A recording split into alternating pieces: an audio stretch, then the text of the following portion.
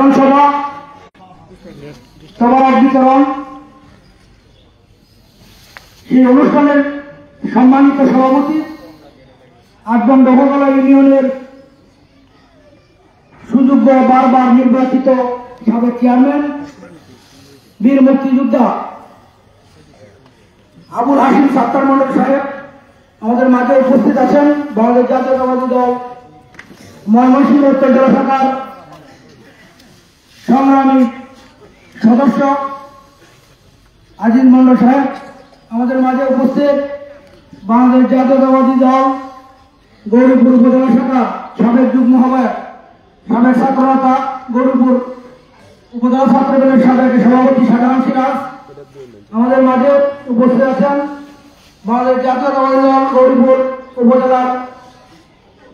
উপজেলা বিএনপির সংগ্রামী যুগ্ম আহ্বায়ক সাবেক যুগ্ম আহ্বায়ক আব্দুল মান্নান তালুকদার আমাদের মাঝে উপস্থিত। বাংলাদেশ জাতীয়তাবাদী দলের অন্যতম সদস্য গৌরীপুর উপজেলা শাখা এবং অত্যন্তপুর ইউনিয়নের নির্বাচিত চেয়ারম্যান জনাব জায়েদুর রহমান আমাদের মাঝে উপস্থিত।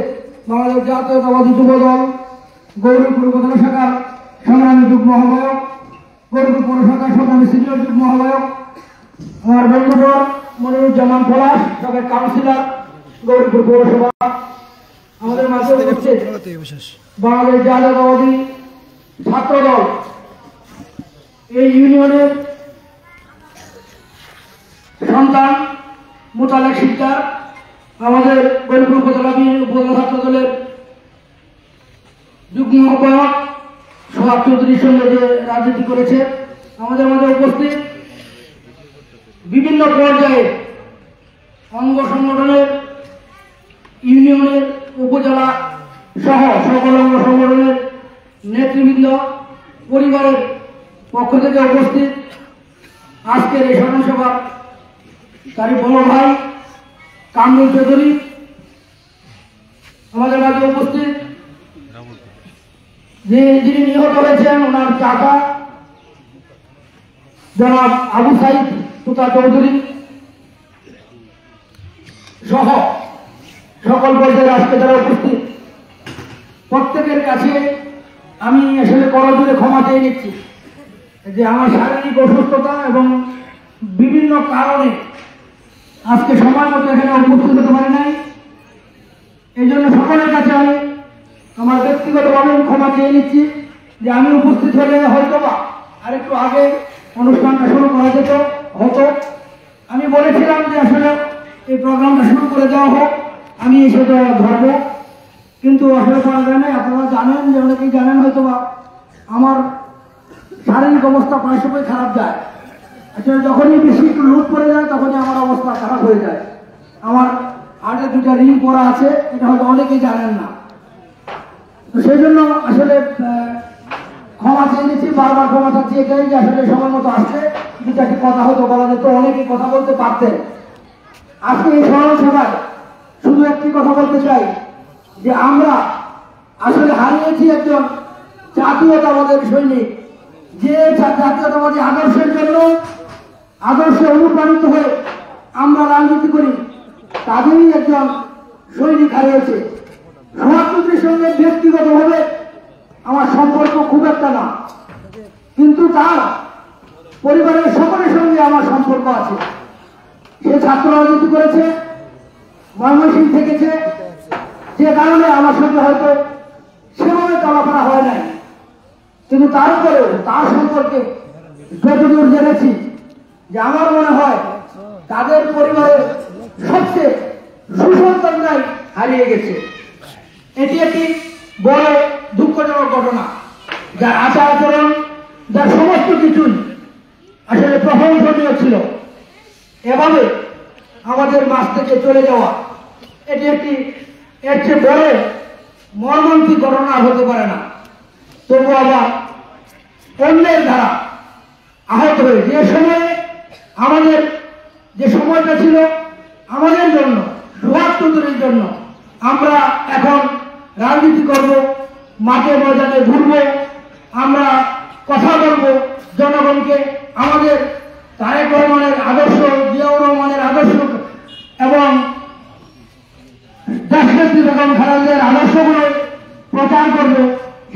নির্বাচন আছে, সেই নির্বাচনে আমরা ভূমিকা রাখবো।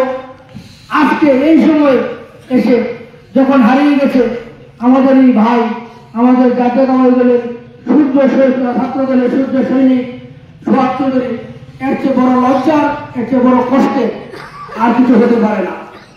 আমরা তার রুহের আত্মার মাগফিরাত কামনা করি, সকলেই করছি। কিন্তু আমাদের শ্রদ্ধেয় সোহাগ চৌধুরীর চাচা একটি কথা বলেছেন যে আমি যদি সব কিছু দেই তার বাকিটাকে ফেরত দেওয়া যাবে না। এটা আসলে সম্ভব নয়। মহান রাব্বুল আলামিন এভাবেই মানুষকে সৃষ্টি করেছেন, সমস্ত প্রাণীকে সৃষ্টি করেছেন যে যিনি চলে যায়, যার মৃত্যু হয়ে যায়, তাকে আর ইহজগতে ফেরত পাওয়ার কোনো সুযোগ নাই।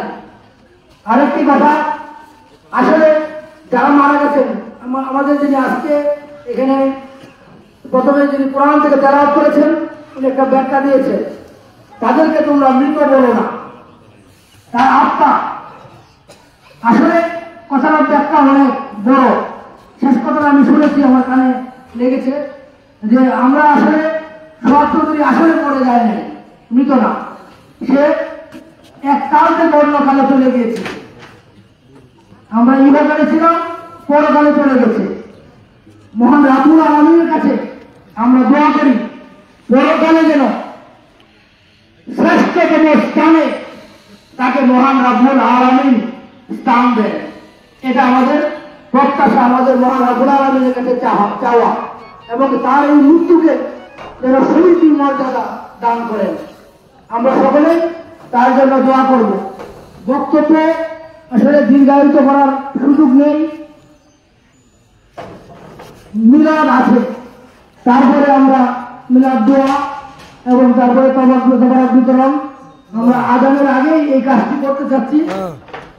সকলের কাছে একটি কথাই বলবো, যারা এই সোহাগ চৌধুরীকে হারিয়েছেন, যে পরিবার হারিয়েছে, যে রাজনীতি কিংবা যে দল হারিয়েছে, যে সমাজ হারিয়েছে, বন্ধু বান্ধব যারা হারিয়েছে, হাজারো যদি আমরা এর পরিণামে হাজারো কিছু করি এবং যদি আমরা আরো 10টি লোককে মেরে ফেলি, তবু কি তার এই ফিরে আসা সম্ভব? তাও সম্ভব না। সেজন্যই আমি পরিবার সহ তার শুভাকাঙ্ক্ষী এখানকার যারা আছেন, আশপাশের গ্রামে যারা আছেন, সকলের কাছে আহ্বান জানাবো, আপনারা সকলেই শান্ত থাকবেন। যাদের নামে মামলা হয়েছে সেটার বিচার কিভাবে করা যায় আমরা সেই ব্যবস্থা করব, সর্বোচ্চ বিচার করব। কিন্তু অন্যদের উপর যাতে কোনো ধরনের চেষ্টা না করা হয় বা আঘাত না করা হয়, তাহলে বিষয়টি ভিন্ন রকম হয়ে যায়। এই দফাগুলোর নিয়ম প্রত্যেকটি ঘরে আমাদের জাতীয়তাবাদের সৈনিক বেশি। আমরা একে অপরের সঙ্গে যদি ঝগড়াঝাটি করতে চাই তাহলে ঘুরে ফিরে আমাদের লোকই এসে পড়বে। এই বিষয়টি স্মরণে রাখতে হবে। যাদের নামে মামলা হয়েছে এবং পুলিশি তদন্ত চলবে, তদন্তের পরে যাদের নামে চার্জশিট দেওয়া হবে তারাই বিচারের সম্মুখীন হবে।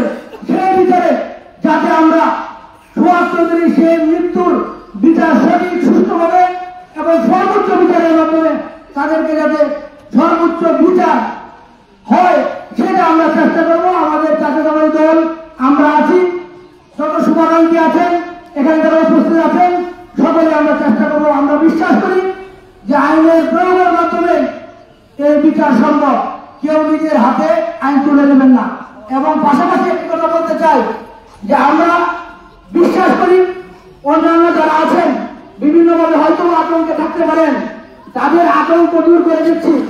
তারা এমন কোন মানুষ না, তারা আপনাদের ভাই। যাদের মৃত্যু হয়েছে তারা হয়তো না কষ্টে দুঃখে সাময়িকভাবে হয়তো অনেক কিছু কিছু কিছু ঘটনা, ক্ষুদ্র ক্ষুদ্র ঘটনা ঘটে গেছে, এমন কিছু কেউ কিন্তু ঘটায় নাই যেটার জন্য আপনারা বিভিন্নভাবে কথাবার্তা ছড়াবেন। আপনারা এগুলো মনে করার কোনো কারণ নাই।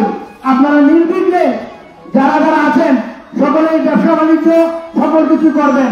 কিন্তু যাদের নামে মামলা হয়েছে, যাদের উপর এই বিচারের খরচ শেষ পর্যন্ত গিয়ে পড়বে, তাদেরকে ছাড় দেওয়া হবে না। পুলিশের তদন্তের পর যারা আসবে সেই বিচারের আওতায় আমরা অবশ্যই তাদেরকে ছাড় দেওয়া হবে না, তাদেরকে আমরা ছাড় দেবো না। এবং তাদের বিচার করেই ছাড়বো ইনশাআল্লাহ।